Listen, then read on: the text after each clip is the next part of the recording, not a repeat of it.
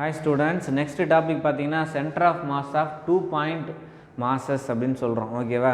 இதுக்கு முன்னாடிலாம் பார்த்தீங்கன்னா ஒரு ஜென்ரலாக ஒரு ஆப்ஜெக்ட் எடுத்துப்போம். அதில் n நம்பர் ஆஃப் பார்ட்டிகல்ஸ் இருக்கும். அதில் n நம்பர் ஆஃப் பார்ட்டிகல்ஸில் ஏதோ ஒரு பாயிண்டில் சென்டர் ஆஃப் மாஸ் இருக்கும். அதுக்கான ஈக்குவேஷன் டிரைவ் பண்ணோம் லாஸ்ட்டு செஷனில். இப்போ என்ன செய்ய போகிறோன்னு பார்த்தீங்கன்னாக்கா ரெண்டு மாஸ் தான் இருக்குமே அதில். ஃபார் எக்ஸாம்பிள் நீங்கள் O2 அப்படின்னு வச்சுக்கோங்களேன். O2 அப்படிங்கிறது 2 பாயிண்ட் மாஸ், H2 அப்படிங்கிறது 2 பாயிண்ட் மாஸ், அப்புறம் N2 இந்த மாதிரி. இப்போ CO2லாம் பார்த்தீங்கன்னாக்கா 3 பாயிண்ட் மாஸ். ஓகேவா? இது இல்லை. H2O அதெல்லாம் 3 பாயிண்ட் மாஸ், நமக்கு அது தேவையில்லை. 2 பாயிண்ட் மாஸ் எடுத்துக்கிட்டு அதோடைய சென்டர் ஆஃப் மாஸுக்கு ஈக்குவேஷன் டெரைவ் பண்ண போகிறோம். இதுலேயே 3 கேஸ் இருக்குது. என்னென்னு பார்த்தீங்கன்னாக்கா சென்டர் ஆஃப் மாஸ் சப்போஸ் ஒரு எண்டில் இருந்தால் என்ன, சென்டர் ஆஃப் மாஸ் இந்த எண்டில் இருந்தால் என்ன, சென்டர் ஆஃப் மாஸ் சென்டரில் இருந்தால் என்ன அப்படின்னு நம்ம கண்டுபிடிப்போம். ஓகேவா? இதில் ஓன்னு எடுத்துக்கிட்டிங்கன்னா எப்படி இருக்குன்னு பார்த்தீங்கன்னா ஓ இங்கே டபுள் பாண்ட் ஓ இப்படி இருக்கலாம், இல்லை ட்ரிபிள் பாண்ட் ஓ இருக்கலாம், எந்த மாதிரி வேணால் இருக்கலாம். ஓகேவா? சென்டர் ஆஃப் மாஸுங்கிறது இந்த சென்டரில் பாண்டுக்கு சென்டரில் இருக்கலாம். அதனால் இது 3 கேசஸ் இருக்குது. என்னென்னு பார்க்கலாம். ஃபஸ்ட்டு என்ன செய்கிறேன்னு பாருங்கள். With the equation for centre of mass. Equation for centre of mass நம்ம லாஸ்ட் செஷனில் கண்டுபிடிச்சோம். Let us find that centre of mass of 2 point masses. 2 point மாஸ்னால் இதுதான்ப்பா. ஓகேவா? அதுக்கு கண்டுபிடிக்க போகிறோம். Next 2 point masses M1 and M2 which are at positions x1 and x2. ஆக்சிஸில் x1 அப்படின்ற பொசிஷன்லேயும் x2 பொசிஷன்லேயும் என்ன இருக்குது, இது 2 மாசஸ் இருக்கிறதா நம்ம நினச்சிக்கலாம். ஓகேவா? Next when the masses are on the positive x axis. Positive x ஆக்சிஸில் ஏதோ 2 பாயிண்டில் அந்த 2 மாசஸ் M1 and M2 இருக்கிறத நினச்சிக்கலாம். இப்போ M1 பாயிண்ட்டுங்கிறது ஆரிஜின்லேருந்து x1 டிஸ்டன்ஸில் இருக்குது. M2 மாஸுங்கிறது ஆரிஜின்லேருந்து x2 டிஸ்டன்ஸில் இருக்குது. இதோட சென்டர் பாயிண்ட் தான் என்னது, CM. ஓகேவா? XCM அப்படின்னு கூட வச்சுக்கலாம், இல்லை CM கூட வச்சுக்கலாம். ஓகேவா? நெக்ஸ்ட்டு அந்த center of mass located at XCM distance from the origin. ஓகேவா? இந்த மாதிரி இருக்குது. இப்போ இந்த டயக்ராம் இருக்குது. இதில் இதோடைய ஈக்குவேஷன் நம்ம எழுதலாம். எப்படி எழுதலாம்? நம்ம இதுக்கு முன்னாடியே நம்ம படிச்சிருந்தோம். XCM M1 x1 + M2 x2 / M1 + M2. இது general equation for centre of mass in x axis. ஓகேவா? இது ஜென்ரலாக. இப்போ நெக்ஸ்ட்டு 2 கேஸ் பார்க்க போகிறோம். என்ன சார் அப்படின்னா, one mass is at origin, அது ஒரு கேஸ். இன்னொரு கேஸ் பார்த்திங்கன்னா suppose center of mass is located at origin அப்படின்னு 2 கேஸ் இருக்குது. ரெண்டுத்துக்கும் 2 ஈக்குவேஷன் எழுதுனீங்கன்னா இந்த கொஸ்டின் ஓவர். ஓகேவா? இப்போ நான் இதில் என்ன செய்கிறேன்னு பார்த்தீங்கன்னா, ஆரிஜின் இருக்குது. ஆரிஜினில் M1 மாஸ் வைக்கிறேன்னு வச்சுக்கோங்களேன். M1 மாஸ் வச்சுட்டாக்கா distance between M1 and origin பார்த்தா 0 ஆகிடும். இந்த M1 மாஸ் இங்கே வந்துட்டாக்கா ஆரிஜின்லேயே தான் இருக்குது. அப்போ x1ஓட வேல்யூ 0 ஆகிடும். சப்போஸ் நான் M2 கொண்டு வந்து இங்கே வச்சேனாக்கா x2 வேல்யூ 0 ஆகிடும். ரைட்டா?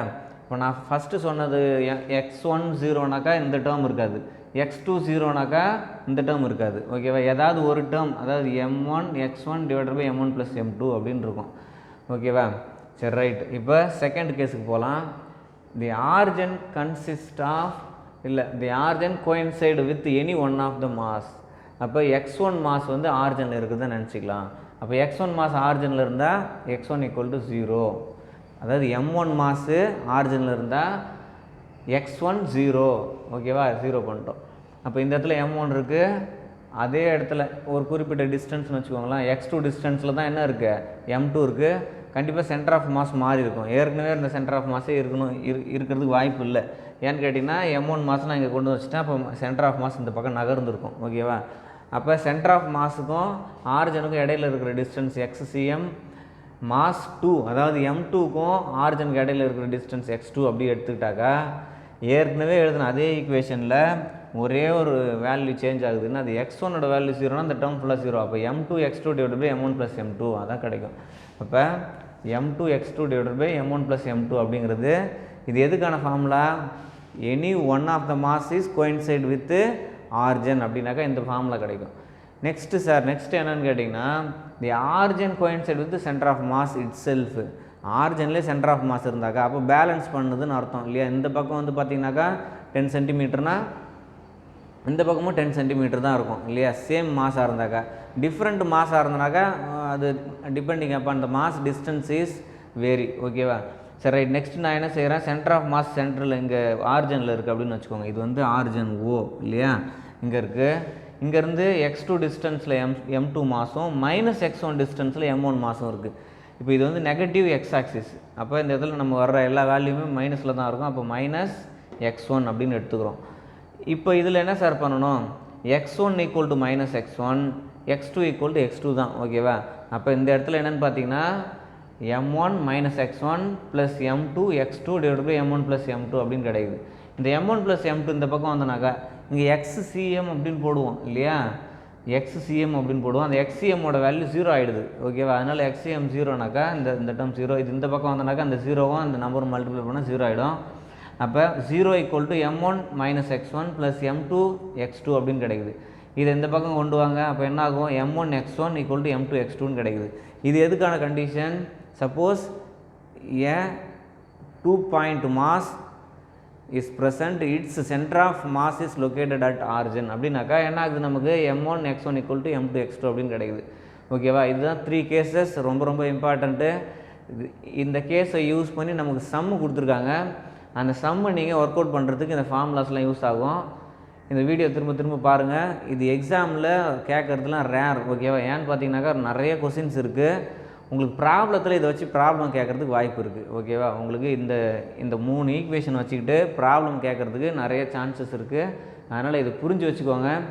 நீங்கள் காம்படிட்டிவ் எக்ஸாம்லாம் படிக்கிறீங்கனாக்கா கண்டிப்பாக என்ன செய்யணும், இதெல்லாம் எப்படி வந்தது அப்படின்றது ஆரிஜன் நமக்கு என்ன சொல்கிறது, பேஸ்லேருந்து எல்லாம் தெரிஞ்சுக்கிட்டால் தான் உங்களால் எந்த மாதிரி கொஸ்டின் டஃப்பாக கேட்டாலும் ஆன்சர் பண்ண முடியும். அதனால் இது ஒரு ரொம்ப இம்பார்ட்டண்ட் ஈக்குவேஷன்ஸ் இருக்கிற ஒரு கொஸ்டின். இதை பார்த்துக்கோங்க.